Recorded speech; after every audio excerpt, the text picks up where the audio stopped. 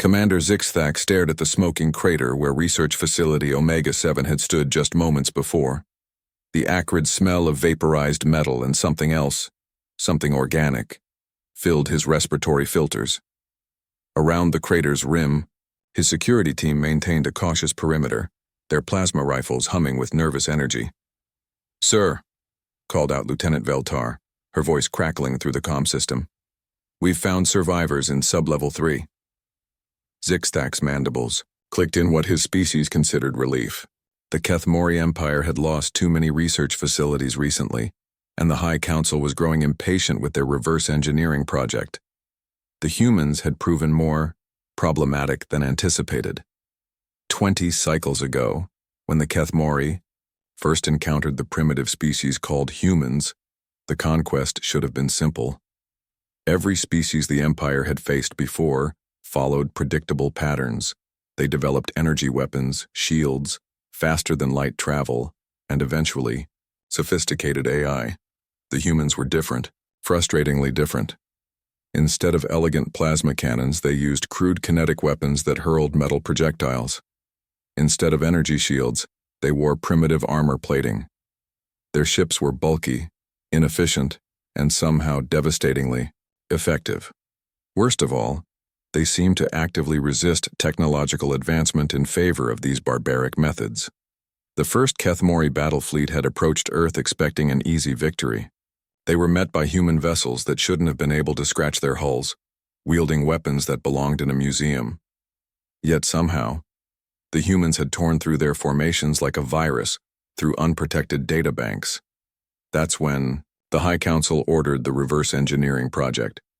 If human weapons were so effective, the Empire would simply copy them and improve upon them with superior Kethmori technology. It seemed logical. Zixthak descended into the facilities, remains via gravlift, following the rescue teams toward the survivor beacon.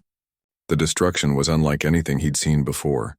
The walls weren't just destroyed, they were twisted, as if reality itself had been bent and snapped back into place. Dr. Klenvar was found in the secure bunker, his usually pristine lab, coat torn and stained with ichor. His optical sensors flickered erratically as he spoke. "Commander," he wheezed through damaged vocal cords, We made a terrible mistake." "Report, Doctor."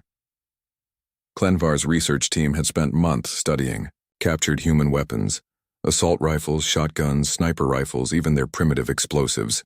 The basic principles seemed simple enough.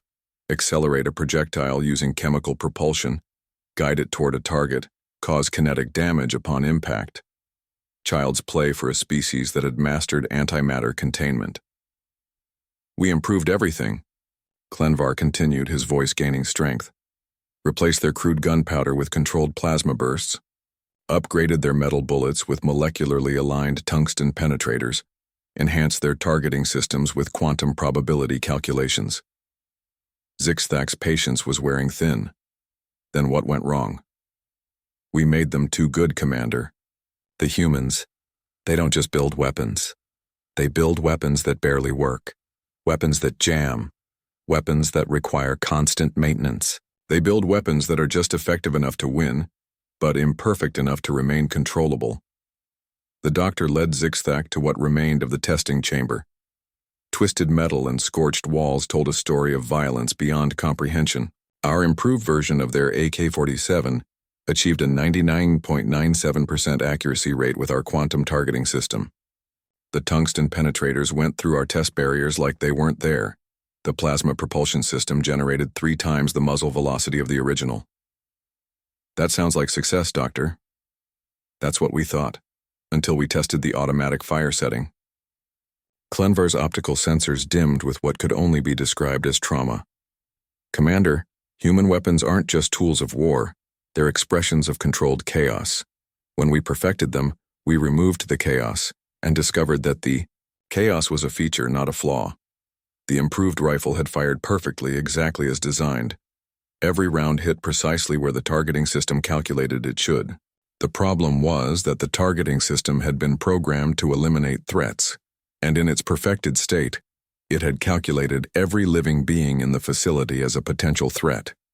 It had fired until its ammunition was exhausted, then activated its self-destruct mechanism to prevent capture. 17 research teams, Commander, gone in 4.7 seconds. Zixthak felt his respiratory system tighten. What about the other projects?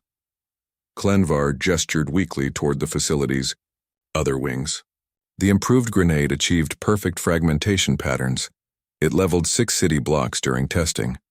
Our enhanced sniper rifle calculated wind resistance so precisely that its shots curved through solid matter to reach their targets. And the pistol. He shuddered. The pistol decided that the most efficient way to eliminate threats was to fire through dimensional barriers.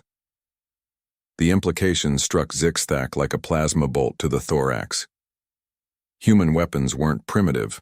They were deliberately limited. The jams, the inaccuracy, the maintenance requirements, they were all safety features. Humanity had discovered weapons so devastating that they had to be built to barely function, or they would consume their creators. A new report crackled through. His comm system. The human fleet had arrived at the edge of the system, responding to the Empire's latest incursion. Intelligence suggested they were carrying the same primitive weapons that had somehow defeated the Empire's finest battle groups. Zixthak looked at the crater that had once been Omega-7, then at the twisted remains of their improved human weapons. For the first time in his military career, he understood why his species might lose this war. They had been trying to perfect weapons that were already perfect. Perfect in their imperfection, deadly in their restraint, and terrifying in their controlled inadequacy. The humans hadn't built primitive weapons because they couldn't build better ones. They had built them because they were too smart to build anything worse. "Doctor," he said quietly, "send a message to the High Council. Tell them we're requesting immediate ceasefire negotiations." "Sir?" "And Doctor, next time we encounter a species using primitive technology, we might want to ask ourselves why they're keeping it primitive. Above them, human ships approached with weapons that would probably jam at least once during the battle. Somehow that thought provided no comfort at all.